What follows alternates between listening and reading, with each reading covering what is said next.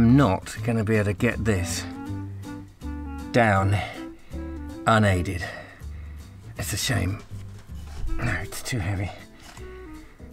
This is my mother's old Singer sewing machine, and it's a beauty. It looks like it's getting a bit rusty now, which is a shame. But yeah, it's a beauty. I don't think it's usable. The belt looks all right, but never mind. It's a classic old English type of thing. I don't know actually if Singer is an English company or an American company. You do see them in Americans, but we had them in England anyway. That's the thing that I'm thinking about. In fact, memories of my mother repairing things, making clothes and bits and bobs. I wouldn't say that she made very technical things like trousers, but she would certainly repair things, long bits of material. She used to have a knitting machine, one of these things that went like this.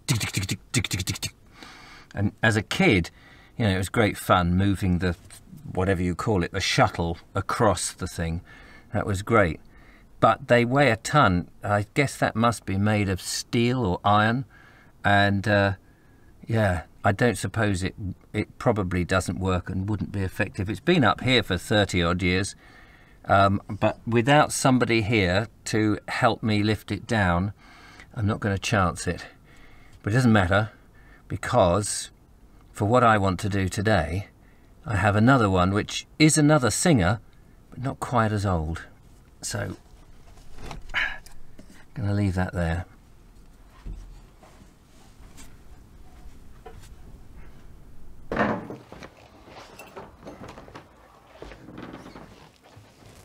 Just before I show you my other Singer that I've got, and I'm not talking about the Singer that was the car. A friend of mine from long ago, Mr. Pegram, had a Singer Junior, I think something like 1934. Beautiful car, Singer. I don't know whether the two firms were ever related. Anyway, we'll have a look at that in a second. I've been over to see two of my viewers, Paul and Liz, who live locally to me, and had a lovely cup of tea picking up some timber, which they very generously donated for my Essie, my wood-burning stove in the kitchen. And they were showing me some of their bits and pieces, and they showed me these rather wonderful magazines picked up in a charity shop round the corner. And I said, oh, these are fantastic. I'd love to get a hold of a copy. They said, well, you can borrow them. Borrow them and see what you can make out of them. So I will look after them until you require them back, of course. This is Hobbies Weekly, and it came out in the sort of 1940s. I don't know how long it lasted. It says here, hang on a minute, let me just find out one of the typical ones. Things that you can make with the hobbies. Working model of an outdoor crane, working model of a tugboat. What else have we got here? There's working model of HMS Nelson. I just wonder how many children now these days would even know what an HMS Nelson is. 2pence, the Fretworkers and Home Craftsman's Journal.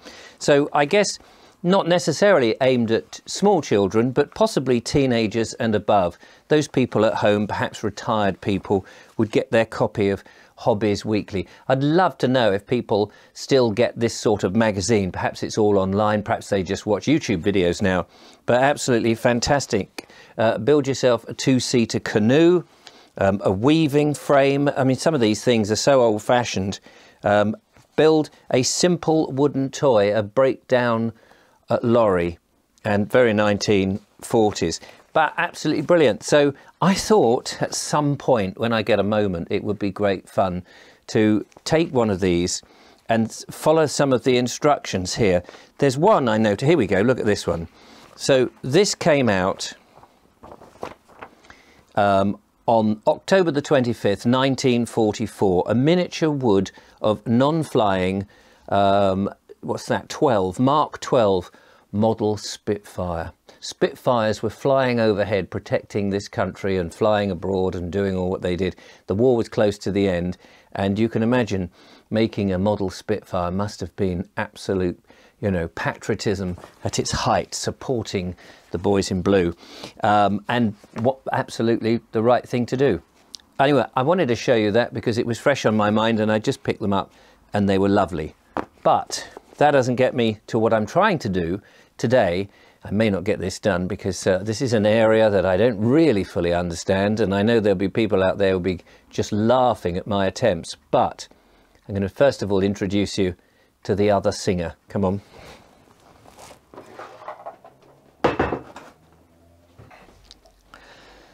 This is a more modern singer, but it's probably about 30 something years out of date as well. And it's still a little bit dusty and covered in muck, but it does look like it's still laced up. Not as beautiful as the previous model. I guess that's like a 1930s, 1940s. I don't know what the one in the loft was, but that's a much more artistic, much more well, beautiful perhaps isn't necessarily the right word, but I'm just trying to think what you would. It just prettier version, whereas this is squarer and more utilitarian, I suppose. They've basically taken out all those rather lovely luscious curves that the earlier model did. However, I dare say either is just as good, except the one in the loft is rusty and very heavy and I can't get it down, and this one I'm hoping will still work. But the question is, what am I going to do with it? As you know, I am a great fan now, recently, of cravats, and I have a selection of cravats here that I very much enjoy wearing. This is the most recent one. I haven't really worn it in one of the Bold Explorer ones, I don't think. These are made of polyester, I think, and they're very nice and they're very beautifully tailored, but the bit that you only see is this bit. And I wondered if it was possible whether I could make my own, because they're relatively expensive and I would like to have a much bigger collection, so I'm not constantly washing the same old 3 or 4 of them. And I thought, how difficult can that be? So I went the other day to a fabric shop near me and I went in search of some fabrics. This one here that I'm wearing is just a piece of linen. Julia doesn't like it, but I liked it because it got red, white and blue, which is British, you know, close to, it's got a bit of the Englishness in it. But I wondered if I could just try making them, because it might be a lot cheaper if I got the sewing machine out and do it. Now don't panic. This isn't turning into a sewing channel, but I just wanted to see if it was, well, if I was capable, really. So here's a piece of material that I bought the other day from the fabric shop. A sort of polka dot green thing on, I don't know what that is, probably cotton. So it looks pretty good. Of course, you could make it into a bandana, or you could make it into one of those hats or whatever, or you could just tie it around like a neckerchief, like that. But I want to try and put it into a cravat. Now, what I'm thinking of doing is, unlike the shape of the others, which are more pointy on the end, I just think you don't see any of that. You just see the flash here. So really and truly, I just want to chop this down to size and run a stitch along the side here with that bent over so that it doesn't fray. This one is just a strip and it's fraying like nobody's business. So I'm not a seamstress or anything like that. I don't know how you do this. I don't even know if this works, but that's the plan.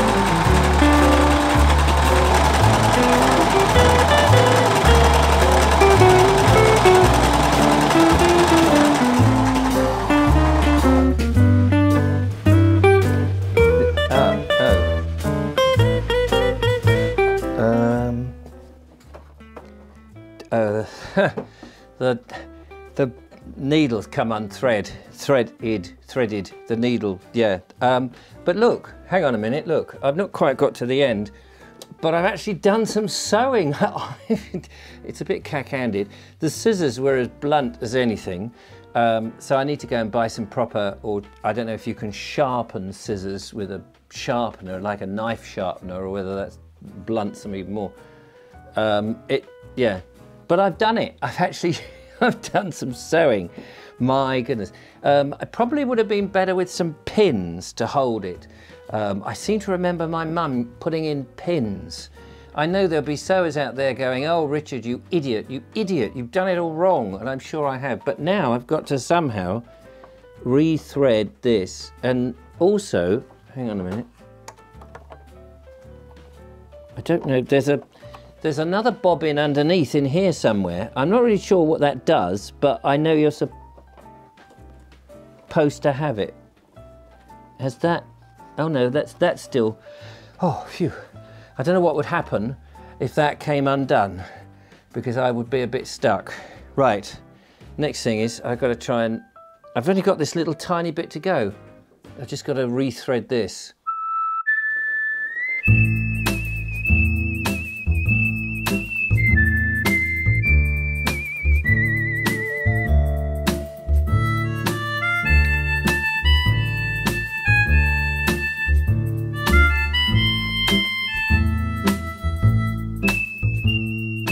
Is not easy. It's not easy with one eye. Very tricky to see with a sodding hole in the needle. They say a rich man has a better. Wait a minute. Oh, I nearly had it then. Ah, here we go.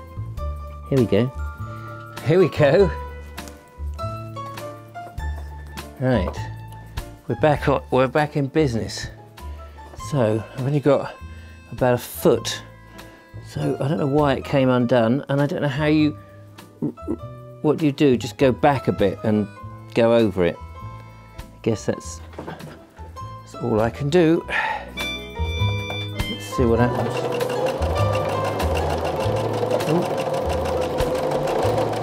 Oh, hang on.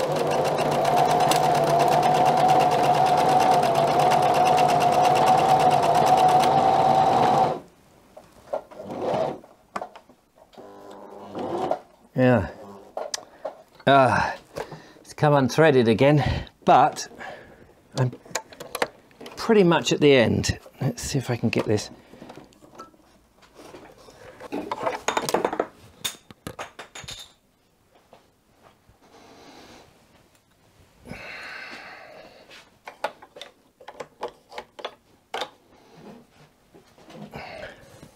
This out. Chop this with the scissors. Now, there we go, look at that. There we are, look. That may not be the most perfect bit of sewing, but it proves I can kind of do it. It proves something. I'm not sure what it proves. So I've got to do the same on the other side. Bend that in and do that. And then it's sort of there, but this keeps coming undone, and I think the problem is that it may not be, oh wait a minute, maybe that was a pressing on it. This may not be threaded correctly, because I think there's a pressure going on there. So I need to find the manual and work out how to rethread this thing and then do the other side. But before I do that, let's just see if this actually works. Right, let's give this a whirl. So, get rid of this. Don't need that. Get rid of the one that I've got on. Okay, so I know this isn't quite finished, but we're going to just have to imagine as best we can. Now, the original ones are pleated along the cuff here, along the neckline. So I'm going to try and sort of simulate that by folding it a bit. And then Look, we bring one up the middle like this, and I'll work out how it goes. There we go. Push it out, fold it over, and then it's just a question of tucking it in. And I think that's about as good as I'm gonna get this one. Now maybe this isn't the right sort of material, I don't know. What do you think? But I think the principle is there. I think the principle is that it could be done. Perhaps I need to do a bit more research on the types of material, maybe more silky stuff, and I don't know how easy that is to sew, but I quite like that. I think it goes with the green. Well, I think that with these hobby weekly magazines inspiring me, oh, and Julia has just bought a book on medieval costume. I think that's so English, isn't it? That making of your own stuff, making your own clothes, definitely something that I'm going to investigate a little bit more, I think. And as we go into times at the moment in modern day world, we've got expenses coming our way. We've got the gas prices and electricity and utility and tax prices all going up at the moment, that we're all going to be looking for not only a simple life, but also a frugal one. So anything that you can do to perhaps get back into the old-fashioned craft, making things yourself, has got to be good. So no doubt I'm going to be looking at some of that, as well as we get into better weather, touring round in the van. But anyway, I'm pleased with the effort. I've got a lot to learn with the sewing, and if anyone can help me understand how the sewing machine works, I'll be much obliged. I'm looking forward to learning how to knit as well, because I'd love to be able to knit some more of my jumpers. But all that to come.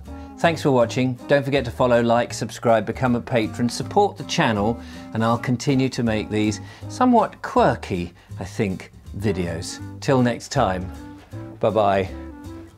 Let's see what of these I can make.